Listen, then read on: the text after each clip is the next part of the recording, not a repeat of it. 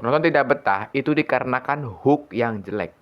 Ya, hook itu adalah opening pertama di 10 sampai 15 detik pertama atau maksimal di 30 detik pertama untuk video panjang di YouTube. Tapi di sini gua akan pupuk rata, yaitu di 15 detik pertama itu adalah poin yang sangat penting sekali. Karena dengan adanya hook yang menarik, video akan menjadi lebih menarik tentunya. Yang pertama atau poin pertama adalah masuk ke topik masalahnya. Jangan bikin konten, "Oh guys, di video kali ini gue akan bikin ini, tapi langsung masuk masalahnya. Seperti channel YouTube kamu stagnan, ini penyebabnya. Nah, itu langsung masuk, teman-teman. Contoh kalimatnya. Kalau teman-teman punya saran, bisa berkomentar saja di kolom komentar. Kenapa hook ini penting? Ketika opening, orang itu kan punya mood yang berbeda. Ada yang moodnya bagus, ada yang moodnya memang betul-betul lagi nyari solusi untuk masalahnya. Ada juga orang yang mungkin sedang waktu luang alias gabut, jadi dia iseng nonton video. Tapi di sini gue akan pupuk rata dan akan menyamaratakan di mana ini akan kita praktekkan atau aplikasikan ke dalam orang yang memang membutuhkan solusi. Jadi teman-teman harus langsung masuk ke dalam materinya. Misalnya kita bikin konten tentang cara bikin bakso, kita bikin strukturnya dulu, kita bikin hooknya. Cara bikin hook atau di poin pertama tadi, kita bikin menggunakan AI pun udah bisa. Kita bisa menggunakan aplikasi atau menggunakan ChatGPT yang paling basic banget, yang semua orang bisa akses dan tentunya gratis banget teman-teman ya. Bisa menggunakan HP ataupun laptop dan nggak ada alasan kita nggak punya alat ya. Jadi teman-teman kalau bikin hook atau di poin pertama ini adalah langsung masuk ke inti masalahnya. Lalu kita berikan solusinya agar penonton tidak kecewa ketika mengklik video kita. Poin yang kedua adalah bikin penonton menjadi penasaran. Contoh hooknya adalah gua bisa menghasilkan uang sebanyak 30 juta menggunakan HP kentang. Ya, atau gue mencapai 100 juta pertama modal internet dan HP. Itu kan bikin penasaran kan. Ya, tentunya yang bikin penasaran ya orang yang butuh duitnya. Jadi teman-teman harus bisa bikin hook seperti itu.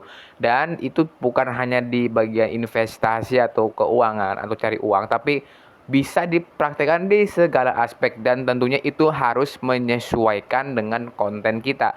Misalnya kita bikin konten tentang cara menjadi seorang YouTuber atau cara menghasilkan uang dari YouTube, itu bisa. Hooknya adalah gua mendapatkan 10 juta pertama dari YouTube. Itu kan penasaran. Ya, teman-teman bisa dengan seperti itu. Kalau mau bikin hook, teman-teman jangan hanya AI ya. Kan gue bikin di poin sebelumnya, tapi jangan kita kopas full AI. Kita perhatikan di setiap channel YouTube, di semua kreator, nggak hanya di YouTube ya, tapi beberapa kreator besar atau di TikTok ataupun di Instagram atau di YouTube, kita perhatikan pembukaan mereka seperti apa, tone bicara atau tone bicaranya, nada bicaranya seperti apa. Karena nada bicara, pembukaan atau hook itu sangat penting sekali dalam sebuah konten. Penonton yang nyaman menonton video bukan seberapa bagus visualnya, tapi seberapa bagus narasi yang disampaikannya. Poin yang ketiga adalah teman-teman harus relate dengan masalah penonton. Contoh hooknya adalah upload video banyak-banyak tapi capek. Gua tahu solusinya. Nah itu teman-teman jadi harus bikin hook seperti itu. Atau gini, gua kerja udah banyak banget, kerja sampai 10 jam sehari tapi nggak kaya-kaya. Gua bocorin rahasianya. Tuh. Jadi teman-teman harus bisa membuat hook seperti itu.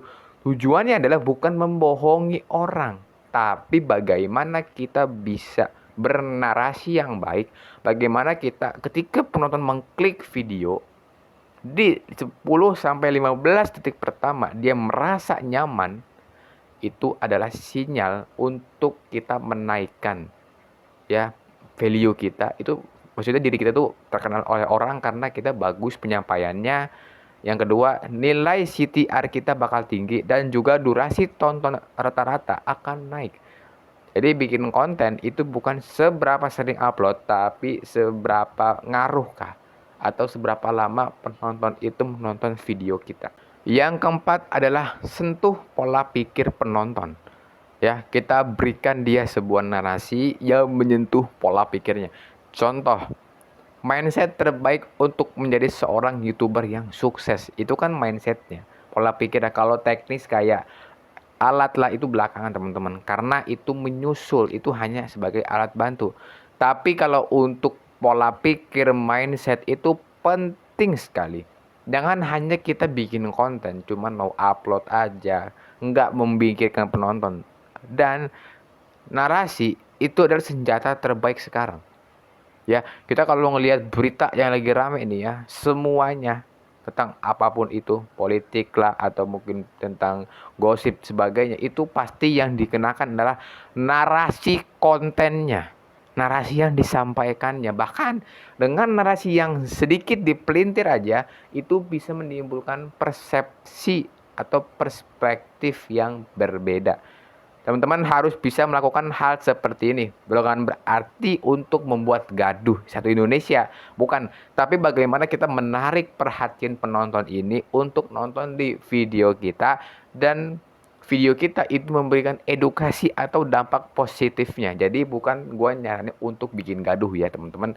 Intinya adalah bikin kita nyaman, bikin penonton nyaman dengan video kita. Dan tentunya dengan poin keempat ini teman-teman bisa dipraktekkan. Poin yang kelima adalah teman-teman berikan manfaat ya. Jadi kalau bikin konten, jangan di video kali ini gue akan ngebahas itu, nggak perlu. Berikan manfaatnya. Misalnya channel YouTube kamu sepi, gue kasih solusinya dan teman-teman bisa praktekkan langsung tanpa modal apapun, cukup dengan HP Android. Nah itu. Jadi bikin hook seperti itu teman-teman. Jangan bikin hook kebanyakan ngomong. Ya, di 15 detik pertama, di 30 detik pertama, jangan kebanyakan ngomong, jangan kebanyakan bacot, jangan kebanyakan segala macamnya. Semuanya. Dan kalau teman-teman perhatikan, kenapa video podcast, walaupun dia nggak ada animasi segala macam, cuman ngobrol 2 orang atau lebih, bisa tertarik, itu di narasinya. Jadi podcast itu kuat di narasinya, narasi kontennya. Bukan dia kuat di editingnya atau kamera, itu pembantu aja teman-teman. Pernah nggak sih kita ngelihat konten, dia videonya biasa aja, kameranya mungkin nggak yang mahal, tapi ya narasinya bagus, yang disampaikannya bagus. Dan teman-teman pasti pernah melihat channel YouTube ini, ya kita nggak usah sebut nama lah ya. Pasti ada orang yang seperti ini. Dia cuma pakai handphone, duduk doang di kamarnya ataupun di terasnya, tapi audionya bagus, narasinya bagus, dan penjelasannya masuk akal. Itu teman-teman. Jadi narasi itu yang paling kuat. Dan sebagai pemula, kita memang nggak terlalu hebat, tapi kita pelan-pelan. Dan yang paling utama adalah hooknya dulu kita benerin. Kalau hooknya udah benar, otomatis kita akan kedepannya akan benar. Itu adalah teman-teman poin yang gua sampaikan. Dan teman-teman jangan hanya nonton video terus tidur-tiduran, tapi kerjakan apa yang tadi gue sampaikan. Sekian dan terima kasih.